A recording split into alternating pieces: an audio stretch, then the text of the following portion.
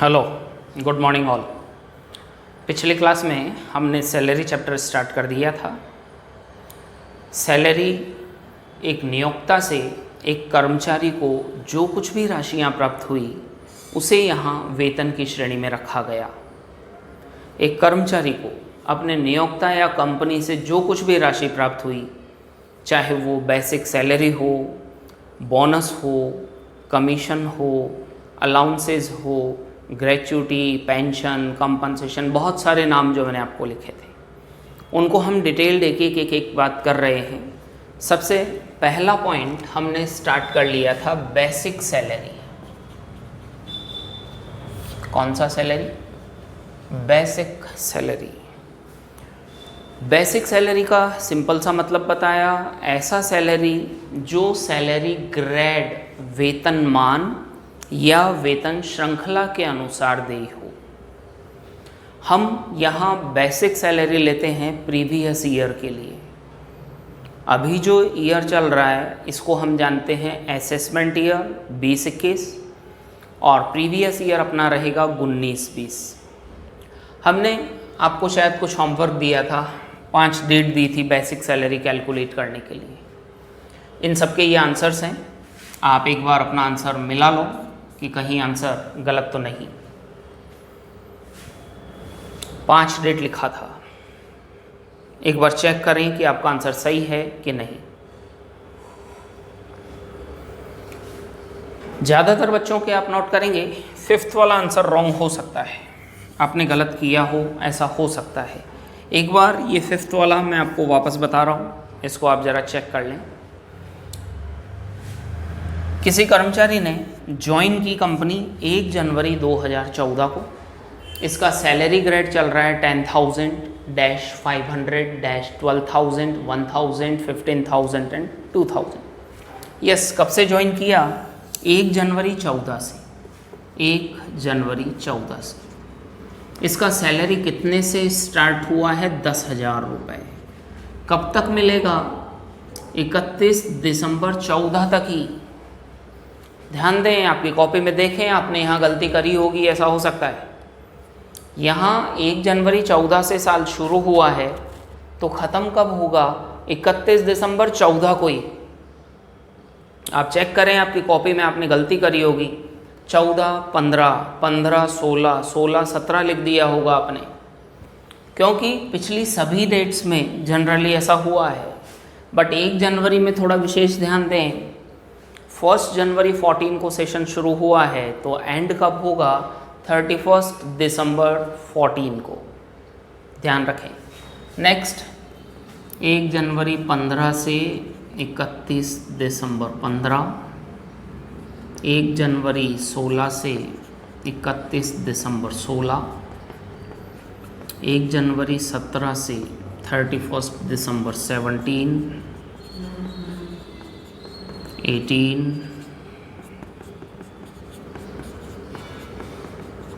19 और एक last 20।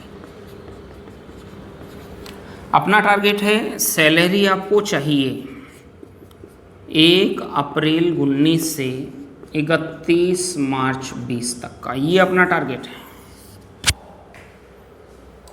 Starting इसका हुआ ₹10,000 पर मंथ से। इसका इंक्रीमेंट लगता है 500 रुपये, हर महीने 500 रुपये की वृद्धि होगी, सॉरी हर साल। तो अगले साल इसका सैलरी हो जाएगा 10,500, देन 11,000, 11,500, देन 12,000। और जैसे ही 12,000 हुआ उसके बाद नेक्स्ट ईयर से इंक्रीमेंट स्टार्ट होगा 1,000 पर ईयर, पर मंथ। तो 13,000, 14,000। यस, चेक करें। 1 अप्रैल 19 किस में आ रहा है? ये जनवरी 19 और दिसंबर 19, तो अप्रैल 19 इसी में आ रहा है। आपको 13,000 सैलरी मिल रही थी 1 अप्रैल 19 को। अप्रैल के महीने में आपको 13,000 आपका सैलरी था और वो आपको मिला 31 दिसंबर तक। काउंट करें, अप्रैल से लेकर के 31 दिसंबर तक तो आपको मिले 13,000 रुपये प्रति माह और फिर आगे के महीनों के लिए मिले 14,000 रुपये प्रति माह। तो 1 अप्रैल से 31 दिसंबर तक अप्रैल, मई, जून, जुलाई, अगस्त, सितंबर, अक्टूबर, नवंबर एंड दिसंबर, 9 महीने तक तो मिलेंगे आपको 13,000, और 3 महीने बाकी के बचे उसके लिए आपको मिलेंगे 14,000 पर मंथ। तो बस अभी आप कैलकुलेट कर लें, ये आपकी यहाँ बेसिक सैलरी हो जाएगी। तो ये एक अपना पॉइंट कंप्लीट है, इसका आप चाहें तो स्क्रीनशॉट ले लें इस सॉल्यूशन का।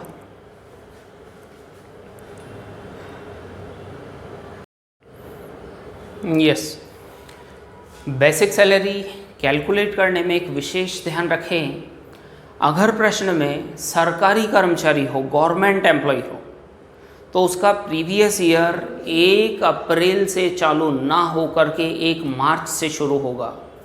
एक विशेष ध्यान दें सरकारी कर्मचारी के लिए।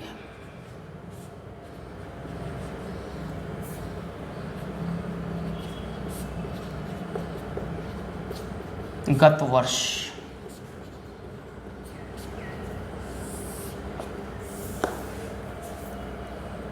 1 मार्च 2019 से 28 फरवरी 2020 होगा। ये एक विशेष ध्यान रखें, अगर प्राइवेट एम्प्लॉई है तो उसके लिए प्रीवियस ईयर स्टार्ट होता है 1 अप्रैल से 31 मार्च, लेकिन सरकारी कर्मचारियों का गत वर्ष 1 महीना पहले से शुरू होगा। विशेष ध्यान दें, गवर्नमेंट एम्प्लॉई अगर है तो उसका सैलरी आपको 1 अप्रैल से ना लेकर के 1 मार्च से लेना है। कहाँ तक? 28 फरवरी तक आपको लेना रहेगा। इसके पीछे एक रीज़न है, क्योंकि इनकी सैलरी, इनका वेतन अगले माह की पहली तारीख को उपार्जित होता है। इसलिए गवर्नमेंट एम्प्लॉयज़ के लिए ध्यान रखें कि इनकी सैलरी नेक्स्ट मंथ की 1st डेट को एक्रूड होती है। आज महीना ख़त्म हो गया तो इसका मतलब ये नहीं कि आप आज ही सैलरी लेने के लिए आपको अधिकार मिल गया। आपको सैलरी प्राप्त करने का अधिकार अगले माह की पहली तारीख को मिलेगा। इसी वजह से इनका जो प्रीवियस ईयर है वो 1 मार्च से लेके 28 फरवरी तक चलता है। इसका विशेष ध्यान दें। आप जो बेसिक सैलरी कैलकुलेट करेंगे, प्रश्न ध्यान से देखना है कि गवर्नमेंट एम्प्लॉई है या नॉन गवर्नमेंट एम्प्लॉई है। अगर गवर्नमेंट एम्प्लॉई हुआ तो उसके लिए प्रीवियस ईयर आपको 1 मार्च से 28 फरवरी तक लेना होगा। अब इसका आप एक स्क्रीनशॉट ले लो, देन हम बात करते हैं। अभी मान लो एक कोई गवर्नमेंट एम्प्लॉई है जिसने कंपनी ज्वाइन करी है 1 जुलाई 2016 को। अगर 1 जुलाई 2016 को इसने कंपनी ज्वाइन किया तो बताओ उसका बेसिक सैलरी क्या होगा। तो देखो शुरू करते हैं। 1 जुलाई 16 से 30 जून 17, 1 जुलाई 17 से 30 जून 18। ये तो सिस्टम आपको पता है। 1 जुलाई से ज्वाइन किया है, 1 जुलाई 16 में इसका सैलरी 10,000 पर मंथ रहेगा। Yes, continue. 18 से 19 और 19 से 20। शुरुआत होगी इसकी 10,000 से, देन 500 रुपये का इंक्रीमेंट हर साल। अभी ध्यान दें, आपको जो सैलरी लेनी है वो लेनी है कहाँ से कहाँ तक? 1 मार्च 19 से 28 फरवरी 20 तक लेनी है। पहले हम प्रैक्टिस कर रहे थे 1 अप्रैल से सैलरी लेने की, क्योंकि वो प्राइवेट एम्प्लॉय था। बट ध्यान दें, अगर गवर्नमेंट एम्प्लॉय हुआ तो आपको सैलरी 1 मार्च से लेनी है 28 फरवरी तक के लिए। अभी आप इसमें जो सर्च करेंगे 1 अप्रैल नहीं, 1 मार्च आपको सर्च करना है। देखें 1 मार्च कहाँ आ रहा है? 19। यस, 1 मार्च 19 इस वाली कैटेगरी में आ रहा है। इट मीन्स मार्च के मंथ में इसको 11,000 रुपीज़ पर मंथ मिल रहा था, और कब तक मिला वो 30 जून तक। तो कैलकुलेट करें 1 मार्च से 30 जून तक, मार्च, अप्रैल, मई एंड जून, 4 महीने तक तो इसको मिलेंगे 11,000, और बाकी के 8 महीने के लिए कितना मिलेगा इसको 11,500। ये इसकी बेसिक सैलरी। तो शुरू के 4 महीने में इसको 11,000 एंड नेक्स्ट रिमेनिंग 8 मंथ्स में इसको कितना मिलेगा 11,500। ये विशेष ध्यान दें। गवर्नमेंट एम्प्लॉय अगर कोई हुआ, सरकारी कर्मचारी, तो उसके लिए प्रीवियस ईयर चेंज है। 1 मार्च से 28 फरवरी हर साल यही प्रीवियस ईयर इसका चलेगा। तो आज आपको एक काम और करना है। कल जो मैंने 5 डेट आपको दी थी बेसिक सैलरी कैलकुलेट करने के लिए, उसी क्वेश्चन को आज एक बार वापस कॉपी में लिखेंगे कि यदि यह सरकारी कर्मचारी हुआ तो बेसिक सैलरी निम्नानुसार होगी, और उस 5 डेट के लिए अगेन आपको बेसिक सैलरी गवर्नमेंट एम्प्लॉय मान करके आपको कैलकुलेट करनी है। और सैलरी कहाँ से कहाँ तक लेना है, 1 अप्रैल की जगह 1 मार्च से 28 फरवरी तक। इसको भी आप नोट कर लें। तो सैलरी में ये एक पॉइंट अपना कंप्लीट हुआ, बेसिक सैलरी।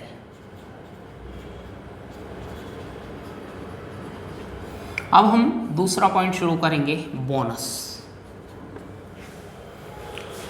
सैलरी नाम बहुत ब्रॉड है। सैलरी में वो सभी आइटम इंक्लूड होते हैं जो कि एक कर्मचारी को, एम्प्लॉय को अपने एम्प्लॉयर, अपने नियोक्ता या कंपनी से प्राप्त होते हैं। एक तो एम्प्लॉय को प्राप्त होता है बेसिक सैलरी, फिक्स अमाउंट कि 10,000 या 12,000 रुपीज़ पर मंथ मिलना ही मिलना है, that is known as basic salary. और ये बेसिक सैलरी सभी एम्प्लॉयज़ के लिए टैक्सेबल है। सभी एम्प्लॉयज़ को इस सैलरी पर टैक्स चुकाना पड़ेगा। जितना भी पैसा प्राप्त हुआ है एज ए बेसिक सैलरी के नाम से उन्हें अपनी इस राशि पर टैक्स देना है। एक एम्प्लॉय को अपनी कंपनी से बोनस के नाम से भी कुछ राशि मिला करती है। बोनस नाम सुना होगा, कभी दिवाली का बोनस, कभी होली का बोनस, कभी कोई भी किसी भी नाम से कंपनी ने अगर अपने एम्प्लॉय को बोनस दिया तो ये बोनस भी टैक्सेबल टू ऑल एम्प्लॉयज़। सभी कर्मचारियों के लिए ये भी टैक्सेबल है, इसमें कुछ समझने का नहीं। अगर कंपनी ने कर्मचारी को बोनस के नाम से कोई राशि दी तो वह राशि कर्मचारी के लिए पूर्णतया कर योग्य होगी। नेक्स्ट, एक कंपनी अपने कर्मचारी को कमीशन भी देती है, और कमीशन भी सबके लिए क्या है, टैक्सेबल है। कमीशन भी प्राप्त होता है एक कर्मचारी को कंपनी से, तो कमीशन के नाम से भी जो राशि कर्मचारी को मिली वह राशि भी सभी कर्मचारियों के लिए टैक्सेबल होगी। हमारा यहाँ पर पर्पज़ यही है कि कौन सा आइटम टैक्सेबल होगा और कौन सा आइटम टैक्स फ्री होगा। तो 3 पॉइंट हो गए हैं। बेसिक सैलरी जो फिक्स अमाउंट एक कंपनी अपने कर्मचारी को देती है, बोनस नाम सबने सुना है वही इसका मतलब है, कमीशन जो कंपनी ने कर्मचारी को दिया ये भी सभी के लिए टैक्सेबल है। Next, advance salary.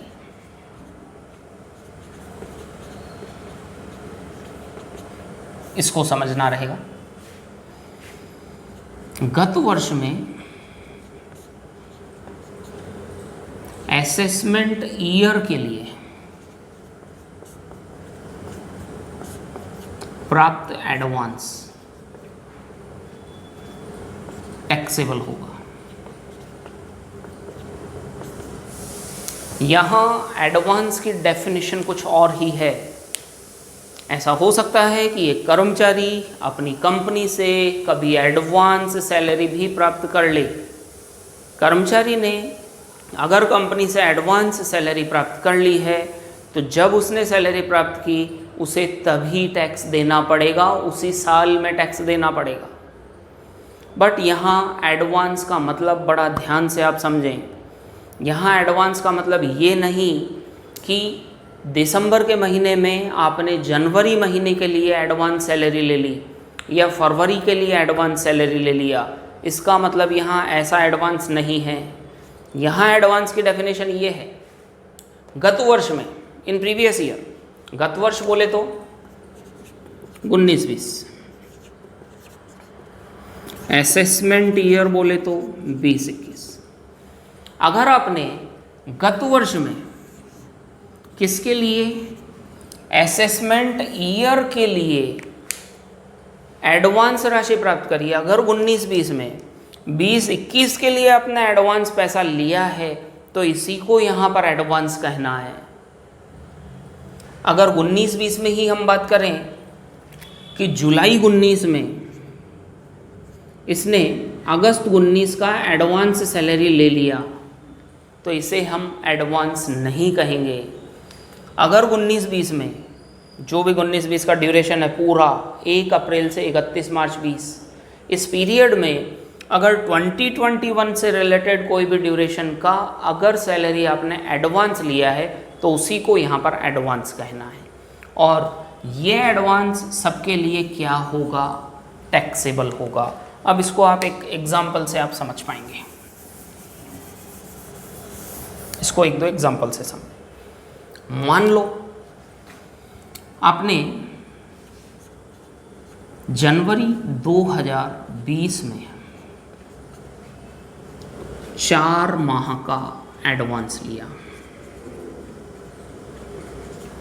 31 जनवरी 2020 को, और इसकी सैलरी है 10,000 रुपये पर मंथ। ध्यान दें, 31 जनवरी 2020 को 4 महीने का एडवांस सैलरी लिया। अब इसमें एडवांस सैलरी कितने महीने की है, वैसे तो 4 महीना लिखा है, but income tax point of view से एडवांस हम यहाँ 4 महीने का नहीं मानेंगे। अपना प्रीवियस ईयर बताओ कौन सा है, 1 अप्रैल 19 से 31 मार्च 20। ध्यान दें, 31 मार्च 20 के बाद जो राशि आपको एडवांस प्राप्त हुई है बाद की अवधि के लिए, उसी को यहाँ एडवांस कहना है। पता लगाओ कौन कौन से महीने के लिए आपने एडवांस लिया है। 31 जनवरी को लिया है तो वो है फरवरी, मार्च, अप्रैल एंड मई। 4 महीने के लिए आपने एडवांस लिया है। 31 जनवरी को फरवरी के लिए, मार्च के लिए, अप्रैल के लिए, मई के लिए। बट फरवरी और मार्च का महीना ये तो अपने प्रीवियस ईयर में इंक्लूड होता है, क्योंकि 31 मार्च 20 तक तो अपना प्रीवियस ईयर ही है। तो फरवरी और मार्च की राशि को हम यहाँ एडवांस नहीं कहेंगे। यहाँ एडवांस कितने महीने की राशि को कहा जाएगा, 2 महीने की राशि को, और वो होगी अप्रैल और मई महीने की राशि। तो यहाँ पर एडवांस राशि 10,000 इंटू 2 महीने के लिए 20,000 रुपये आपके लिए क्या होंगे, टैक्सेबल होंगे। इस 20,000 रुपये पर आपको अभी यहाँ टैक्स देना पड़ेगा। अगर आपने राशि अभी प्राप्त की है तो प्राप्ति के समय पर ही आपको टैक्स देना पड़ेगा।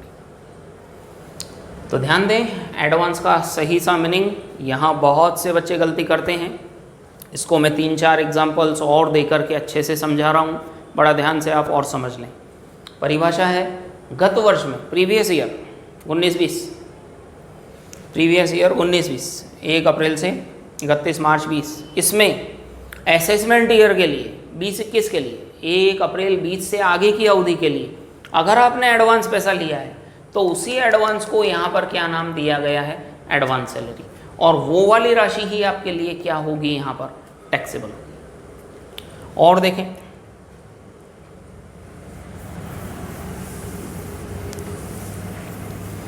अगर यही 31 जनवरी 2020 में इसने 5 महीने के लिए एडवांस सैलरी ले ली है, तो पता लगाओ कौन कौन से महीने के लिए एडवांस आया है।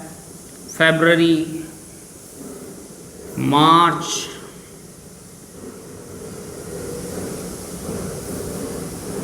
अप्रैल, मई और जून। तो अब इन 5 महीने में से बताओ कितने महीने की सैलरी को आप एडवांस कहेंगे। फरवरी उसी साल का, मार्च उसी साल का। एडवांस आपको कहना पड़ेगा कितने महीने के लिए? 3 महीने के लिए एडवांस कहना पड़ेगा, 3 महीने के लिए।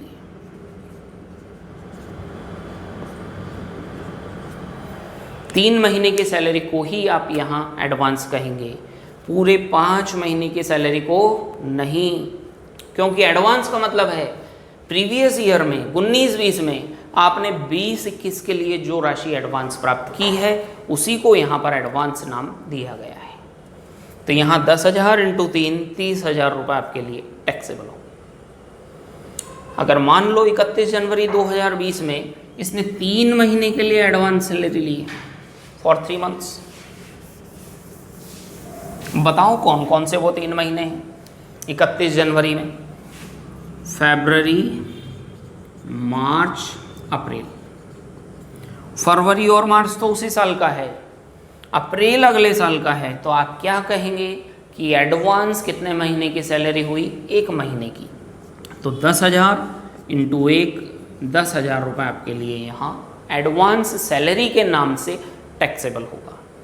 तो ये एडवांस सैलरी, आप चाहें तो इसका एक स्क्रीनशॉट ले लें, इसमें एडवांस सैलरी की डेफिनेशन और एक एग्जांपल है। यस, तो 4 चीज़ें और चारों ही आइटम अभी तक आपके लिए हैं टैक्सेबल।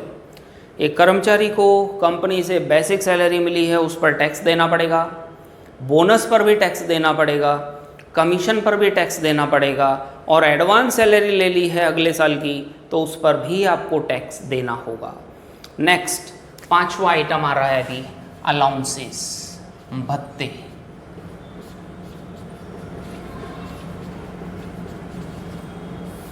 अब ये अलाउंसेस क्या है? एक कर्मचारी को कर्तव्य पालन की पूर्ति के लिए या कर्तव्य पालन के लिए नियोक्ता द्वारा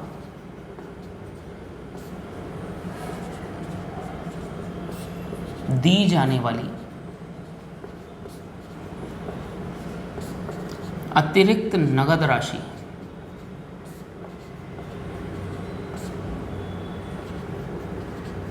भत्ते कहलाती है।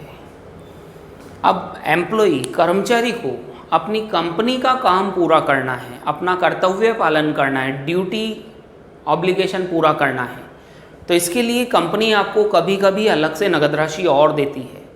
उसी राशि को यहाँ पर किस नाम से जानते हैं? अलाउंसेस।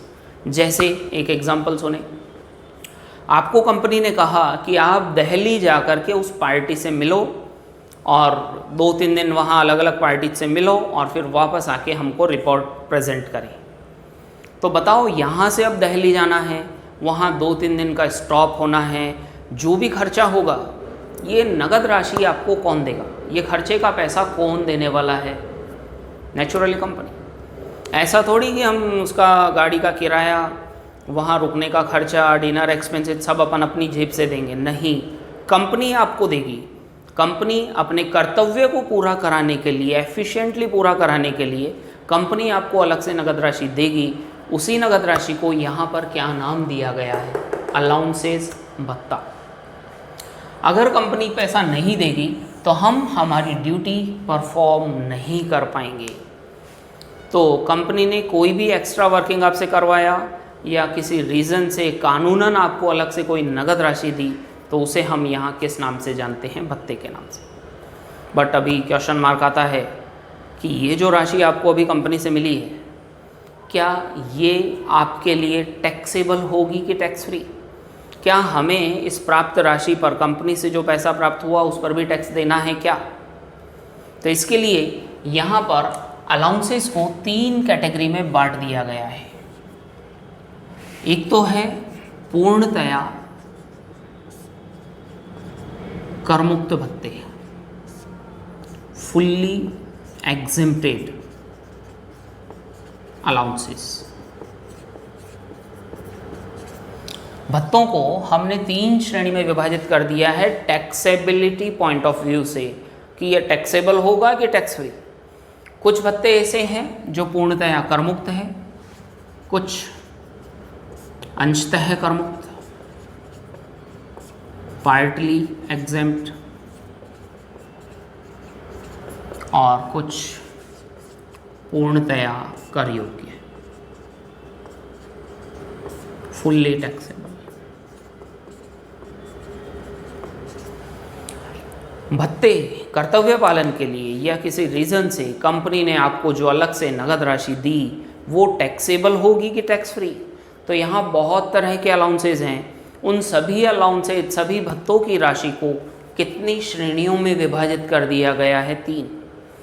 पूर्णतया करमुक्त भत्ते, इनके अंदर अभी कुछ अलाउंसेज आने वाले हैं। वो अलाउंस की राशि अगर कंपनी ने आपको दी है तो वो आपके लिए पूरी की पूरी क्या है? करमुक्त, एग्जेम्प्ट। इस राशि पर आपको टैक्स नहीं देना है अगर ये करमुक्त भत्ते हो तो। कुछ भत्ते ऐसे हैं जो पार्टली एग्जेम्प्ट है, कुछ राशि उसकी फ्री होगी और कुछ राशि क्या होगी? टैक्सेबल। और कुछ अलाउंसेज ऐसे हैं जो पूर्णतया क्या है? टैक्सेबल, उस पर आपको टैक्स देना ही देना है, कोई भी अमाउंट उसका फ्री नहीं है। तो अब हम डिटेल्ड इस टॉपिक को पढ़ेंगे। ये टॉपिक भी थोड़ा बड़ा है, बहुत तरह के अलाउंसेज हैं। हमने यहाँ सभी अलाउंसेज को कितनी श्रेणियों में बांट दिया है? 3। कुछ अलाउंस फ्री है, कुछ अलाउंस टैक्सेबल है, और कुछ पार्टली फ्री है और पार्टली टैक्सेबल है। आप चाहें तो इसका एक स्क्रीनशॉट लें, देन हम फुल्ली एग्जेम्प्ट अलाउंस की बात करेंगे।